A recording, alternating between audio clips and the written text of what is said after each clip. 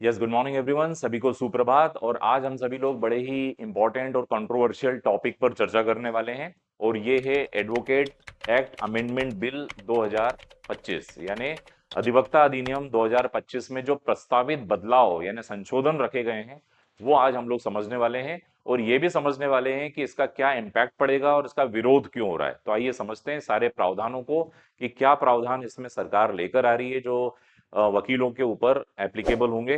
तो being a law fraternity, हम सभी लोग लॉ के क्षेत्र में काम करने वाले लोग हैं, अधिवक्ता हैं या स्टूडेंट्स हैं।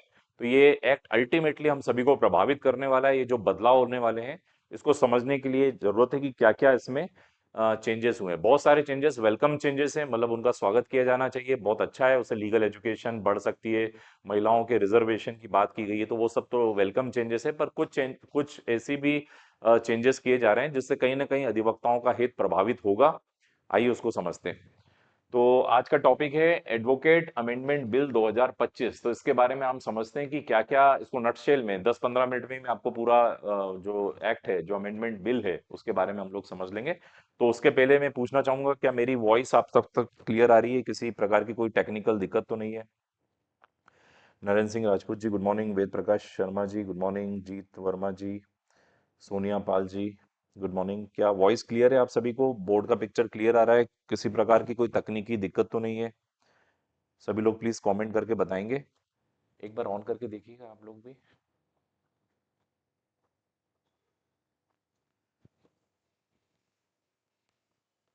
तो आज हम लोग चर्चा करने वाले हैं एडवोकेट अमेंडमेंट बिल 2025 के बारे में। Yes, I got the answer from Irfan Ali. Clear है? जीत वर्मा जी क्लियर है। एडवोकेट चंचल शर्मा जी क्लियर है। चलिए सभी लोग ध्यान देंगे। देखिए, सभी लोगों ने हम लोगों ने एक पेपर पढ़ा था एलएलबी में। उस पेपर का नाम था प्रोफेशनल एथिक्स। आई थिंक सभी को याद होगा, व्यवसायिक नैतिकता। और इसमें आप लोगों को एक 80 नंबर का पेपर था और 20 नंबर का आपका क्या हुआ था, इसमें इंटरव्यू भी हुआ था। प्रोफेशनल एथिक्स जो था, शुरू शुरू में नहीं था। एडवोकेट्स जो शुरुआती जो लॉयर्स थे वो लोग नहीं पढ़ते थे, लेकिन बाद में व्यवसाय की गरिमा को मेंटेन करने के लिए, एडवोकेसी की गरिमा को मेंटेन करने के लिए बाद में ये सब्जेक्ट ऐड किया गया था। और उसमें आप लोगों को याद है क्वेश्चन क्या पढ़े थे? आप लोगों ने ये क्वेश्चन पढ़े थे कि अधिवक्ता के मुवक्किल के प्रति क्या कर्तव्य होते हैं, अधिवक्ता के न्यायालय के प्रति क्या कर्तव्य होते हैं, अधिवक्ता के क्या अधिकार होते हैं, बार और बेंच रिलेशनशिप क्या होता है, बार काउंसिल ऑफ इंडिया या state bar Council of India का गठन कैसे होता है, उनकी शक्तियां क्या होती है। याद आया आपको? कंटेम्प्ट ऑफ कोर्ट भी इसमें पढ़ा था आप लोगों ने। तो ये प्रोफेशनल एथिक्स से कनेक्टेड ही है। ये प्रोफेशनल एथिक्स जो है, इसके लिए एक कानून बनाया गया है ना, अधिवक्ताओं को रेगुलेट करने के लिए कानून है। उस कानून का नाम है अधिवक्ता अधिनियम, हम सभी जानते हैं। एडवोकेट एक्ट 1961, 1961 का ये कानून है। और अधिवक्ता अधिनियम 1961 में ही ये अमेंडमेंट लाए जा रहे हैं। ये जो अभी जिसके बारे में आज हम लोग चर्चा कर रहे हैं, ये प्रस्तावित संशोधन किसमें ऐड होने वाले हैं? अधिवक्ता अधिनियम 1961 में, है ना। सरकार ये कहकर ला रही है कि अधिवक्त मतलब क्लाइंट्स के हितों की रक्षा करने के लिए, एक तो क्लाइंट्स के हितों की रक्षा करने के लिए, जुडिशरीज के लिए बार बार हड़ताल होती है, उसकी वजह से जो बैकलॉग हो जाता है उसको रोकने के लिए, डिसिप्लिन मेंटेन करने के लिए, और फॉरेन लॉ फर्म के लिए हम ये अमेंडमेंट लेकर आ रहे हैं। तो सरकार का इस प्रकार से कहना है। और कुछ चेंजेस लेकर भी आई है। कुछ चेंजेस वेलकम, जिसको हम स्वागत भी कर सकते हैं, लेकिन कुछ में थोड़ा सा कंट्रोवर्सी है। उसके बारे में भी हम चर्चा करते हैं कि क्या चेंजेस आने वाले हैं। तो एडवोकेट एक्ट से कनेक्टेड है। 28 फरवरी तक, आज 19 फरवरी, 28 फरवरी तक इसमें क्या मांगे गए हैं? क्या मांगे जा रहे हैं इसमें? जनता से फीडबैक मांगे जा रहे हैं, सुझाव मांगे जा रहे हैं कि भाई आप ये इसमें क्या क्या सुझाव आमंत्रित हैं। तो 99.9% तो कोई शायद बदलाव मेरे को नहीं लगता है कुछ होगा, पूरा का पूरा ही लागू हो जाएगा। ज्यादा से ज्यादा अगर बहुत ज्यादा विरोध हुआ तो ये जो अ, हड़ताल करने का जो अधिकार समाप्त हो रहा है, उसके बारे में थोड़ा बहुत चेंज अगर हुआ तो हो सकता है। वो भी देखा जाएगा कि देशव्यापी इसमें कितना विरोध हो रहा है। तो सबसे पहले आज हम पहले तो इंट्रोडक्शन देखते हैं कि ये एक्चुअली सब्जेक्ट किसके बारे में। इंट्रोडक्शन में हम लोग क्या पढ़ेंगे, थोड़ा सा एडवोकेट एक्ट समझते हैं 2-3 मिनट में। फिर क्यों चेंजेस लाया जा रहा है, इसको भी 2-3 मिनट में समझेंगे। फिर हम लोग मेजर चेंजेस की बारे में बात करेंगे कि क्या चेंजेस लाए जा रहे हैं, आपको पता होना चाहिए। इसमें सेंट्रल गवर्नमेंट का बहुत ज्यादा क्या होने वाला है, इंटरवेंशन होने वाला है ना, केंद्र सरकार का हस्तक्षेप होने वाला है। आप सभी लोगों ने कॉलेजियम सिस्टम सुना है? कॉलेजियम सिस्टम क्या है? कॉलेजियम सिस्टम यानी जज जजों को चुनते हैं, इस सिस्टम को कॉलेजियम सिस्टम कहा जाता है ना। और आपको याद है केंद्र सरकार एक बिल लाई थी 101वां बिल। वो 101वां बिल क्या था? एनजीएससी वाला एक बिल था, न्यायिक। उसके अंदर कि भाई अब जज को नहीं चुनेंगे ना, कॉलेजियम सिस्टम खत्म हो जाएगा, और नेशनल जुडिशियल अपॉइंटमेंट एक्ट लाई थी, और जिसको सुप्रीम कोर्ट ने हाथों हाथ क्या कर दिया था, सुमोटो ही क्रैश कर दिया था कि नहीं हमारी ही व्यवस्था चलेगी। तो लगभग वैसा का वैसा ही सिस्टम आप मान के चलिए कि एडवोकेट चूंकि प्राइवेट होता है, लेकिन फिर भी सरकार का उसमें क्या होने वाला है, बहुत ज्यादा कंट्रोल होने वाला है, रेगुलेट होने वाला है। सबसे कंट्रोवर्शियल चीजें हैं कि जो स्ट्राइक है, यानी स्ट्राइक क्यों की जाती है, आप सभी को पता है, विरोध करने का एक तरीका होता है, लोकतांत्रिक तरीका होता है। उस लोकतांत्रिक अधिकार को लगभग पूरा का पूरा समाप्त किया जा रहा है। एक धारा आ रही है 35A, जिसके बारे में हम लोग चर्चा करेंगे। और लीगल प्रैक्टिस करने वालों की जो परिभाषा है उसको भी क्या कर दिया गया है, विस्तृत कर दिया गया है। तो इसके बारे में चर्चा करते हैं हम लोग। अब विरोध क्यों हो रहा है, इस पॉइंट को हम आखिरी के 5 मिनट जरूर देखेंगे। अब स्ट्राइक नहीं करेंगे एडवोकेट, बॉयकॉट नहीं कर सकते हैं कोर्ट की प्रोसीडिंग का, ये सब खत्म हो जाएगा। और प्रोटेस्ट जो हो रहा है, और केंद्र सरकार का इंटरवेंशन जो होगा उसका क्या प्रभाव पड़ेगा, केंद्र सरकार का हस्तक्षेप इतना ज्यादा होगा तो वकीलों के हित भी प्रभावित होंगे, उसके बारे में हम लोग चर्चा करते हैं। सबसे पहले इंट्रोडक्शन में हम देखें, आप सभी को पता है कि एडवोकेट के ऊपर भी एक स्टेट्यूट लागू होता है ना, हर जगह पर एक स्टेट्यूट है, मतलब एक एक्ट है, अधिनियम है, जो सबको रेगुलेट करता है। अधिवक्ताओं को रेगुलेट करने वाला अधिनियम कौन सा है? Advocate act 1961। और इसी में क्या बताया गया, अधिवक्ताओं के राइट्स बताए गए हैं, अधिवक्ताओं के कर्तव्य बताए गए हैं। सिर्फ यही नहीं बताया गया है, अधिवक्ताओं में डिसिप्लिन कैसे होगा, अगर अधिवक्ता कोई गड़बड़ करता है तो उसके खिलाफ डिसिप्लिनरी एक्शन कैसे लिया जाएगा, अनुशासनात्मक कार्रवाई, जिसमें आप लोग पढ़ते थे कि उसको कंडेम किया जाएगा, उसकी आलोचना भत्सना की जाएगी। अगर कोई अधिवक्ता कोई मिसकंडक्ट करता है तो उसकी सनद टेम्परेरी रूप से क्या कर दी जाएगी, सस्पेंड कर दी जाएगी। फिर हम लोगों ने सुना था सबसे बड़ी, डिसमिस फ्रॉम द रोल, यानी एडवोकेट रोल से ही उसका नाम हटा दिया जाएगा। ऐसे कई आप लोगों ने पढ़े थे उसके अंदर। और प्रोफेशनल एथिक्स मेंटेन करना बहुत जरूरी था, क्योंकि व्यवसाय, वकालत व्यवसाय की एक गरिमा होती है, उस गरिमा को मेंटेन करने के लिए ये एक्ट लाया गया था, अधिवक्ता अधिनियम। और कई लोग प्रोफेशनल मिसकंडक्ट भी कर रहे थे। क्या मिसकंडक्ट कर रहे थे? क्लाइंट से फीस ले ली लेकिन उनका काम नहीं किया। जिस व्यक्ति के पास एडवोकेट का लाइसेंस नहीं है वो वहां पे कोर्ट में प्रैक्टिस कर रहा था। ऐसी कई प्रॉब्लम थी, मिसकंडक्ट थी, कोर्ट का अपमान कर रहे थे कुछ। तो इस प्रकार से मिसकंडक्ट को भी परिभाषित करना जरूरी था, जिस वजह से एडवोकेट एक्ट आया। उसके अलावा आपने सुना है 2009 से एक परीक्षा होने लग गई, क्या नाम है, ऑल इंडिया बार एग्जामिनेशन। तो ऑल इंडिया बार एग्जामिनेशन की परीक्षा भी कंडक्ट करानी थी, किसको करानी थी? एडवोकेट एक्ट के अंदर बार काउंसिल ऑफ इंडिया कराएगी। तो बार काउंसिल ऑफ इंडिया का गठन भी किया गया, राज्य अधिवक्ता परिषद का गठन किया गया। ये सब किसमें किए गए? एडवोकेट एक्ट 1961 में। तो ये तो आपको थोड़ा सा परिचय क्लियर हुआ कि ये एक्ट था।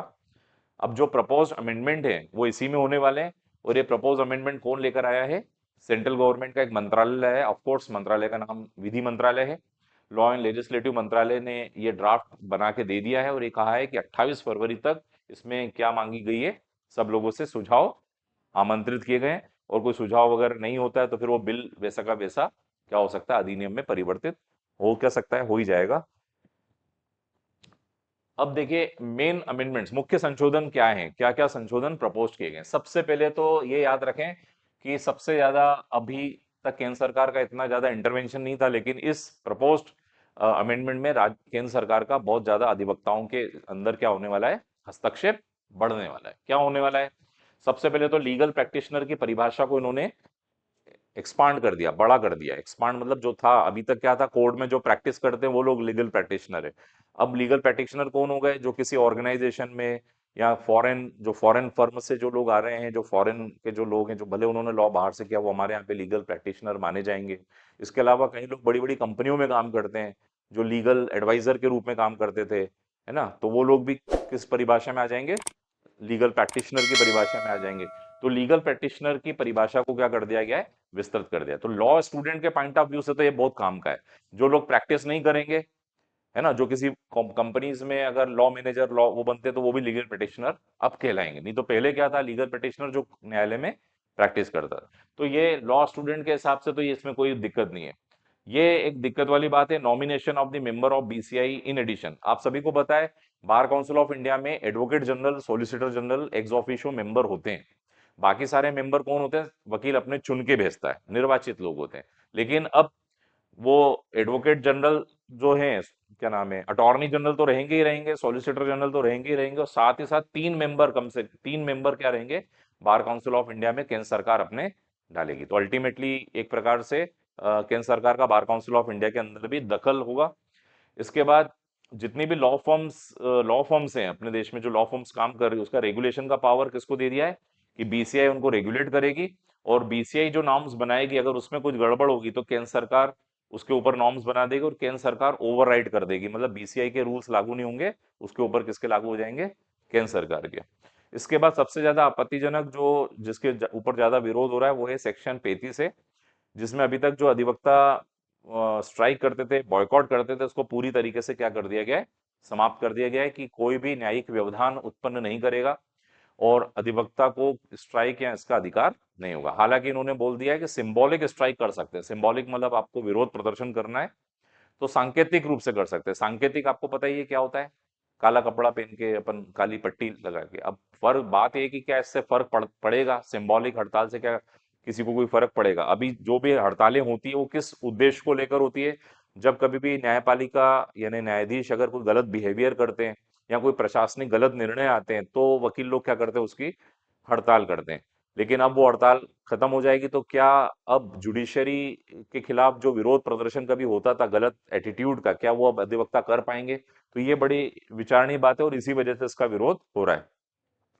बात ये कही गई है कि डिस्टर्ब द कोर्ट ऑपरेशंस, और ये लिया गया है कि चूंकि वकील लोग हड़ताल करते हैं तो बहुत सारे केसेस क्या हो जाते हैं, निकल जाते हैं। और ये हवाला दिया गया कि जैसे मेडिकल प्रैक्टिशनर होते हैं, अगर जैसे डॉक्टर हड़ताल पे चले जाए तो कई लोगों की जान जा सकती है, तो भाई वकील भी अगर हड़ताल करेगा तो किसी की लिमिटेशन खत्म हो रही है, किसी केस में का लिमिटेशन खत्म हो रहा है, किसी का राइट वायलेट हो रहा है और आज उसकी सुनवाई आगे बढ़ जाएगी तो न्याय नहीं मिल पाएगा। तो ये वाला तर्क दिया जा रहा है। दूसरी बात, transfer of the bar council registration की भी बात की गई है कि जो व्यक्ति जहां प्रैक्टिस कर रहा है अगर वो ट्रांसफर करना चाहता है तो 1 महीने पहले ही उसको उस बार में क्या देना पड़ेगा, इंटीमेशन देना पड़ेगा। और 2-2 बार में कोई व्यक्ति रजिस्ट्रेशन नहीं करवाएगा। और ये ट्रांसफर के लिए भी क्या कर दी गई है, फीस। इसके अलावा हर 5 साल में वेरिफिकेशन का भी बोल दिया गया है कि हर अधिवक्ताओं का 5 साल में क्या होगा, वेरिफिकेशन करना जरूरी होगा। और फिर है जो व्यक्ति इलीगल प्रैक्टिस करेगा, जैसे मान लीजिए कोई जूनियर है जिसकी अब अभी कोई वो नहीं आई है, क्या बोलते हैं, सनद नहीं आई, और उसने कोर्ट में आके किसी पॉइंट पे आर्ग्यू कर दिया, प्रैक्टिस कर दी, इलीगल प्रैक्टिस कर दी, या जिसका बार लाइसेंस सस्पेंड हो गया वो व्यक्ति कर रहा है, या जो वकील नहीं है वो व्यक्ति कर रहा है, तो पहले आपको पता था 6 महीने की सजा थी, इस सजा को बढ़ा के कितना कर दिया गया है, 1 साल कर दिया है, और 2 लाख रुपए का इस पे फाइन भी कर दिया है। दूसरी बात, removal of the advocate from the serious conviction. फिर एक आया कि अगर किसी अधिवक्ता को 3 साल से ज्यादा की सजा हो जाती है तो उसका नाम ऑटोमेटिकली बार से क्या कर दिया जाएगा, सदैव के लिए हटा दिया जाएगा। इसके अलावा भी कुछ चेंजेस हैं इसके अंदर। एडवोकेट अमेंडमेंट बिल 2025 में कुछ और चेंजेस की अगर हम बात करें तो सम अदर प्रपोज्ड अमेंडमेंट कुछ और भी हैं। रजिस्ट्रेशन विद बार एसोसिएशन, अब एक बार जहां पर आप प्रैक्टिस कर रहे हैं वहीं पर ही आपको रजिस्ट्रेशन कराना होगा, दूसरी बार में रजिस्ट्रेशन नहीं कराना है, जहां प्रैक्टिस कर रहे हैं वहीं रजिस्ट्रेशन कराना है। उसके बाद फिर जहां प्रैक्टिस कर रहे हो वहीं पे वोट डालोगे, दूसरी जगह वोट नहीं डालोगे। 1 बार 1 वोट वाला सिद्धांत जो है वो लागू रहेगा। तो वन अगर आप 2 बार के सदस्य हो तो आप वोट चुनोगे भी किसमें आपको वोट डालना है। जैसे आप इंदौर की यदि हम बात करें तो बहुत सारे अधिवक्ता इंदौर बार एसोसिएशन के भी मेंबर है और Indore MP high court bar association के भी मेंबर है, तो उनको किसी एक जगह पे ही वोटिंग का राइट रहेगा। ये एक वेलकमिंग चीज है कि वुमेन सीट रिजर्वेशन रहेगी, कम से कम 2 महिलाओं का प्रतिनिधित्व सुनिश्चित कर दिया गया है। फिर ये तो बहुत अच्छी बात है, लेकिन एक बात इसमें भी समझ से परे है कि वो दो दो महिलाएं होंगी उनको बार की महिलाएं चयन करेगी। ये जो सेकंड पॉइंट है ये बड़ा विचित्र बात है। 2 महिलाओं की सीट रिजर्व होना चाहिए तक तो ठीक है, लेकिन जो 2 महिलाओं को सिलेक्ट करना है उसके अंदर पूरी बार का प्रतिनिधित्व होना चाहिए, लेकिन उन्होंने लिख दिया है कि महिलाएं ही महिलाओं का चयन करके भेजेंगी। तो ये बड़ा इसमें थोड़ा उसमें चेंजेस होना चाहिए। 49B जो है ये दे रहा है power of central government to give direction. अब एक नई धारा जोड़ी जा रही है कि सेंट्रल गवर्नमेंट जब जब चाहे किसी भी मैटर पे डायरेक्शन दे सकता है।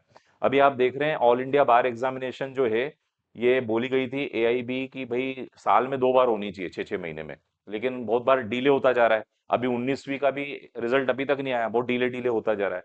तो इसीलिए इसमें क्या बोला है, केंद्र सरकार क्या कर सकेगी, इसके अंदर डायरेक्शंस दे पाएंगी। तो ये भी एक वेलकमिंग डिसीजन बोला जा सकता है।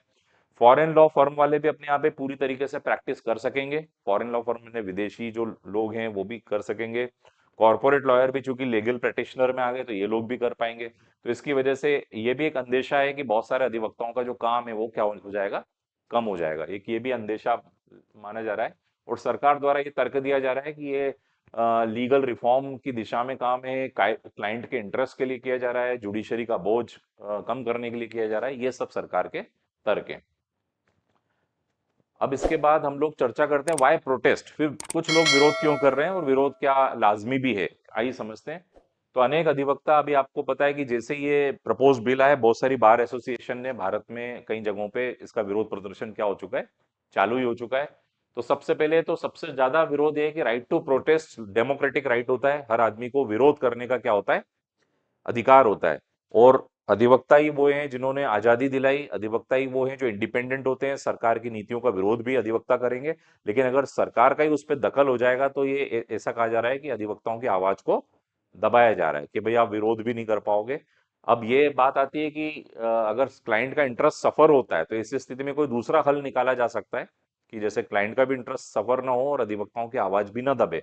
लेकिन एक इस वजह से भी बहुत विरोध हो रहा है, अनलॉफुल एडमिनिस्ट्रेटिव और जुडिशियल बिहेवियर। अभी हमने सुना है कि हड़ताल वगैरह क्यों करते हैं, दो ही चीजों से ज्यादा की जाती है। एक तो अनलॉफुल एडमिनिस्ट्रेटिव डिसीजन, यानी न्यायालय में कुछ अनलॉफुल, जैसे आप लोगों ने सुना है कि भाई फाइलिंग फाइलिंग की साइट बंद हो रही है या फाइलिंग का कुछ गलत तरीके से कोई नियम बनाए हैं तो वकील उसका विरोध करता है ना। या मान लो जुडिशियल बिहेवियर खराब है, कोई जज खराब बिहेवियर कर रहा है किसी वकीलों के साथ तो विरोध करते हैं। तो अब यही, वैसे तो यही दो कारण प्रमुख रहते हैं जिसको विरोध करने का। और दूसरा क्लाइंट मिसकंडक्ट, अगर क्लाइंट, अब क्या कर दिया इस नए एक्ट में कि क्लाइंट भी मिसकंडक्ट के लिए आपके खिलाफ कंप्लेंट कर पाएगा। जैसे उदाहरण के तौर पर आपने बार एसोसिएशन ने आज हड़ताल कर दी और हड़ताल में कोई वकील नहीं गया, क्लाइंट का जो भी नुकसान हुआ तो क्लाइंट आपके खिलाफ अब केस लगा सकेगा और कोर्ट सुनेगी उसको कि भाई, और वकील के ऊपर जो भी कॉम्पनसेशन या जो भी लगाना है वो भी लगा सकेगी। तो कंप्लेंट या स्यू कर सकते हैं। इसके बाद ये कहा गया है कि सिंबॉलिक स्ट्राइक कर सकते हो आप। तो सिंबॉलिक स्ट्राइक का कितना फर्क पड़ता है आप सभी को ही पता है ना। काला कपड़ा पहन के, क्या काली ड्रेस पहन के भी आप पूरा विरोध करो तो कोई जू भी नहीं रेंगती। कहने का मतलब ये है कि सिंबॉलिक स्ट्राइक का कोई फर्क पड़ता नहीं है, पर इन्होंने बोला है कि आप सिंबॉलिक स्ट्राइक कर सकते हैं। और एक ये भी है कि वकील क्या होता है, एक इंडिपेंडेंट है, सरकार कुछ दे तो रही नहीं है ना। एडवोकेट प्रोटेक्शन एक्ट की मांग लंबे समय से की जा रही है, वो तो दे नहीं रहे हैं आप। और ये भी कहा जा रहा है कि we all are not the servant of the central government, हम सेंट्रल गवर्नमेंट के सर्वेंट भी नहीं है ना, सरकार हमें कुछ दे रही है, we are not getting anything from the central government, central government हमको कुछ दे भी नहीं रही है, तो फिर हमारे अंदर हस्तक्षेप क्यों किया जा रहा है।